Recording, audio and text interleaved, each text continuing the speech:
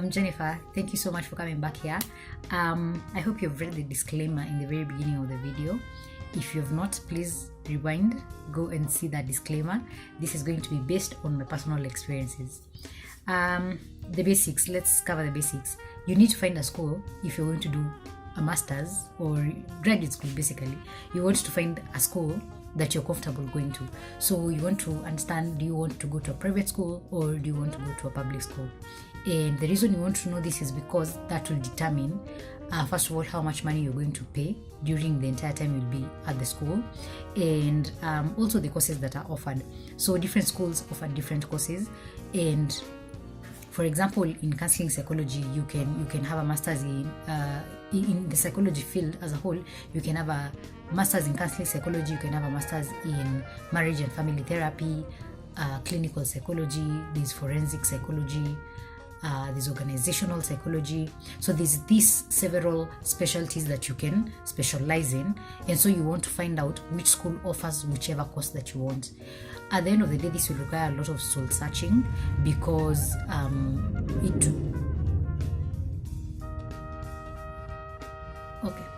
At the end of the day, this will require a lot of soul searching because it determines what you want to do in the future. So you don't want to go and spend your time in a master's class and you are not going to use that degree for anything, right? So think about the school you want to go to, think about how much money you're willing to spend, see what you can afford, and then go ahead and start your application. You can also look at the mode of study. Some schools will require you to go to the main campus for your classes.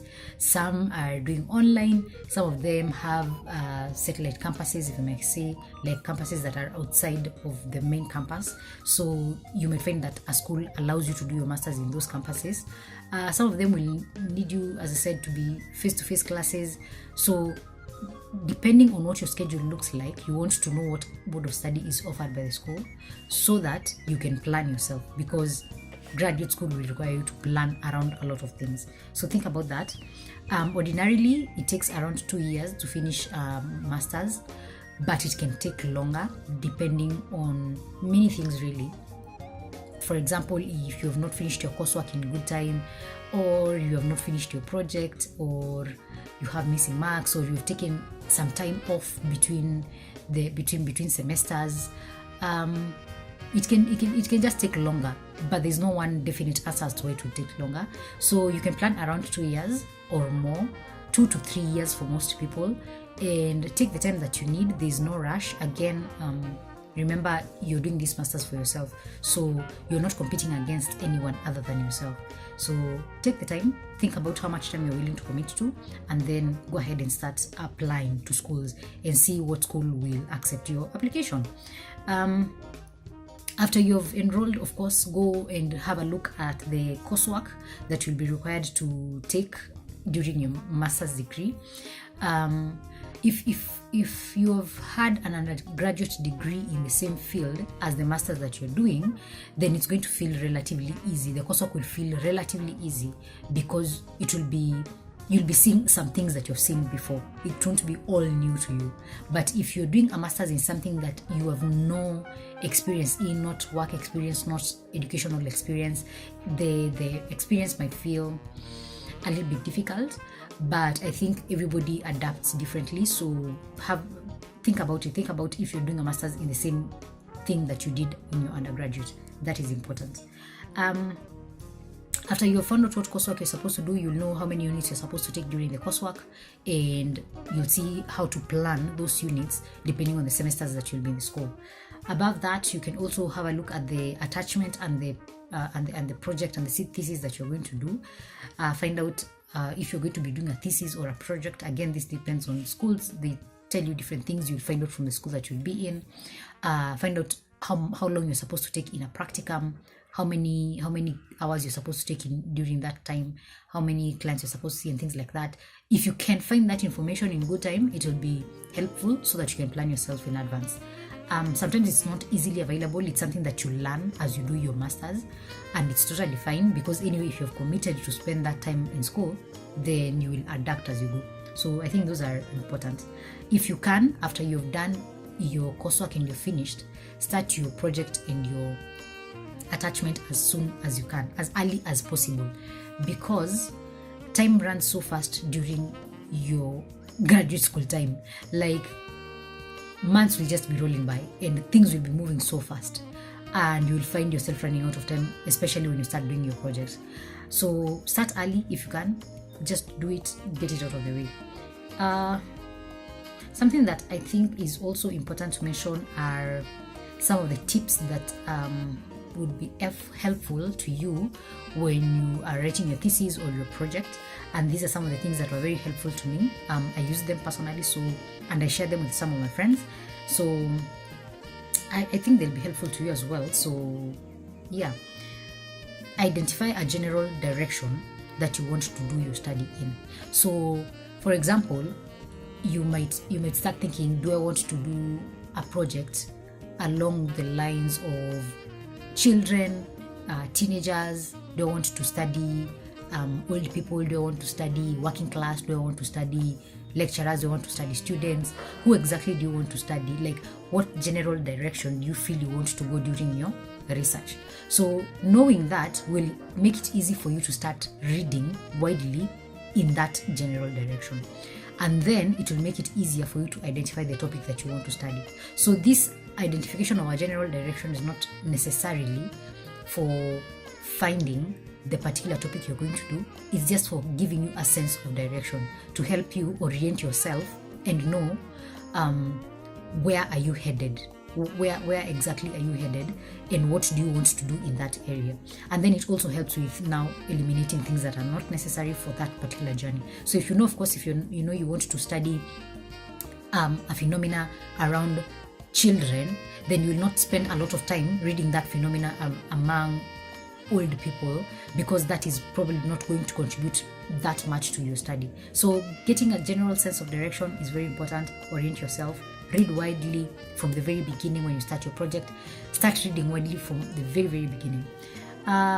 See what the topics interest you, what topics in that general direction feel doable to you, and what are you curious about. You want to take a topic that you are curious about yourself, something you want to find out for yourself even before you decide to do the study and give the findings to the general population. You want to be intrigued by that study, you yourself. So be very curious about the topics that you get into, and don't pick something that you're not interested in, because you will struggle so much from the very beginning. You will struggle severely. Just don't. Pick something that you're curious about, that you're interested in.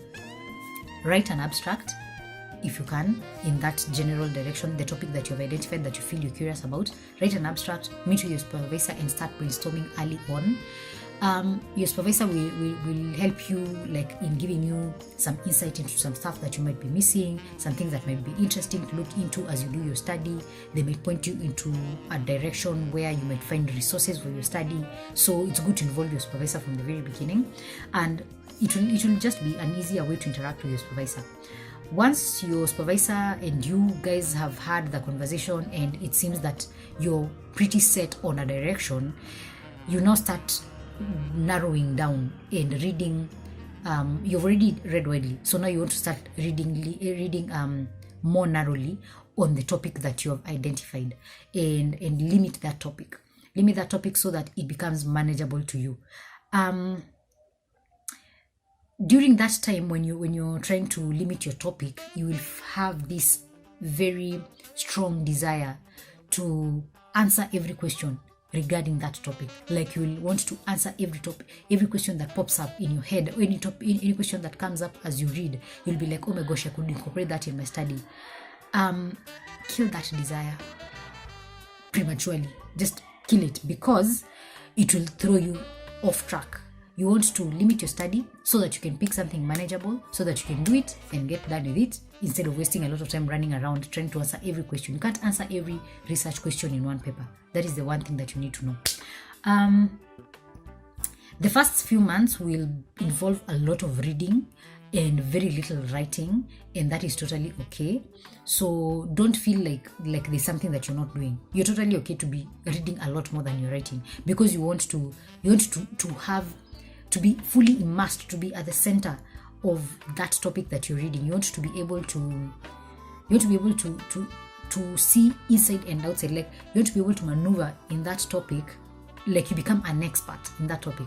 So that's why you will be reading a lot more than you will be writing in the very beginning. But after some time, you will need to start writing, and you will just write like your first draft. And the reason that you need to start writing is because you can read too much and then you forget that there's work to be done. So start writing at some point. Resist perfectionism, because it will tell you that what you're about to write is not good enough yet, that you don't have all the information, that your work is not perfect. Just keep writing, because first of all, you cannot edit a blank page. So if you write, at least you have something to edit. You can add information to it, you can take out information, but you cannot edit a blank page. So just get it done. Write. As you're writing, be aware of the things that be aware of the questions that you're still asking yourself about the topic, because as you write, you'll realize that there's some things that are coming up in your mind that you had not considered when you were reading. So that will also give you a direction of what you need to read further on. So I think that's necessary. Something to point out here is that planning, reading, writing, and editing are 4 different stages of the thesis or project writing thing. So the time that you're reading is not the time to be writing. The time that you're writing is not the time to be editing. You need to edit separately from the time that you write, because you will waste a lot of time when you're writing and editing. It will take you too much time. Just write, then when you're done writing, take some time off, come back and start editing your work. It will make things much easier. As I said, you can't edit a blank page, so write then edit. Refine your draft, the first draft that you've written. Keep working on it. Keep filling those questions, keep filling those blanks that you're coming up against every time that you write. Because now, as I said, you're going to realize that as you write, you're going to find out that there are some questions you've not thought about, and those questions will lead you down to reading other things that are related to the topic. So during that time, make sure that you're refining your work, you're adding and removing what is not necessary, you're adding important information, taking out unnecessary information, and be ruthless in the editing. It's not supposed to be pretty, because it's the editing stage, so it will feel hard and difficult, but it is okay, because at the end of the day, you will produce something really good. Submit that to your supervisor and listen to their corrections, see what they give you, see what they think about your work, the general outline, the way it looks, and the flow of the work. Any loopholes that you might have left out. Make sure you pay attention to your supervisor's corrections, but also remember that your supervisor is not there to hold your hand and tell you to do this or do the other. Your supervisor is there to help you learn to become an independent researcher, so that you can do your work. You can do your own original work. So your supervisor is not there to tell you go write this, go add this, go remove this. They're there to look at your work and give insightful feedback. So be confident in your work and be able to justify the reasons as to why you decided to do what you decided to do, and then it becomes a conversation between you and your supervisor. It is not one where they're screaming at you or they're telling you things that are not necessary. Let it be a conversation, because you're learning and your supervisor knows a lot, but at the end of the day, you know a lot more about this particular topic that you're doing. So pay attention to that. You're going to have 2 defenses, most likely. In my experience, I had 2 defenses. During your first defense, you'll present your proposal, and your proposal is chapter 1 to chapter 3. So during that time, just make sure that you know your work, know what your statement of the problem is, know what your literature review looks like, and know what your research methodology is, and what it looks like, how you'll find your sample, how you will distribute your research instruments, and how you'll analyze your data, and the validity and reliability of your instruments, all that stuff. Make sure that you know that. Go read on that. Do not ignore this information. Please read on that. That is going to be important. After your first defense, and if you progress successfully, they will give you some corrections likely, and you will work on those corrections. Then go and get your research permits as soon as possible. Depending on the course you're studying, you'll be told which research permit you're supposed to get. So you'll hear about NACOSTI, and I think there's another for Kenyatta Hospital, if I'm not wrong. But yeah, there's different research permits. You will hear the one that you need to get. So get those as soon as possible. Start collecting data, start analyzing data. If you've never done research before, data analysis will feel like hell. So this is the time that you need to keep your statistics lecturer on speed dial. Like, that's the person you'll be calling most often. This is a big shout out to my statistics lecturer. She was so good. She was so patient. Dr. Hilda Guru, thank you so much. You really helped me. So make sure you have your statistics supervisor, like lecturer, very close to you. She will be, he or she will come in handy during data analysis. After that, you can start writing your chapter 4 and your chapter 5 and prepare for your final defense. Your final defense is where you will tell the panel, when you went out and collected data, what did you find and what does that data mean. So it's relatively easy to write chapter 4 and chapter 5 because it's just reporting what you found. It's reporting the findings of your study. So it won't be that difficult. Things that I think are important, when I mentioned about reading, when you're reading in the very beginning, you need to learn to read and eliminate like a ninja, because if you don't, you'll find yourself reading too many things that are unnecessary and too many things that are not related to your work, and those things will take away time from you, time that is very precious. So learn to read and eliminate like a ninja. Read the abstract of any document that you come across. Any researcher worth their salt is going to put the information that you need to know about their study in the abstract. So that's where you find the statement of the problem. That's where you'll find what else do they put there? They'll put the research methodology they used. They will put there the research findings. They will put there the limitations and what they suggest for further research. Sometimes they might put there, but the abstract basically is like a complete summary of everything that happened in that study from chapter 1 to chapter 5. And that is something to also emulate, because you will write an abstract at the end of the day, so you might learn how they are written during that time of your study. So yeah, read the abstract of a document, pick out what is important, discard what is not important. Keep collecting your reference materials and putting them in one place, so that when you are writing, you don't have to start asking yourself, where did I see that document? What was it saying? Who wrote it? Have I misplaced it? You don't want to start doing those mental gymnastics. You just want to know, I have my reference materials in one place, and I'm going to access them easily when I start writing, so that I can do my work. So yeah, I think that's really, really important. During the defense, I would say that maintain your confidence. Be very confident in your work. In your first defense, know your topic, because they will be listening to your statement of the problem. What are you trying to study? That will be like the main story. What are you trying to study, and why does it matter? So know your topic vizuri sana in the very beginning in your first defense. In your second defense, know your work, like from chapter 1 to chapter 5. What was your problem in chapter 1? What was the literature review in chapter 2? What was the research methodology in chapter 3? What were the findings in chapter 4? And what do those findings mean in chapter 5?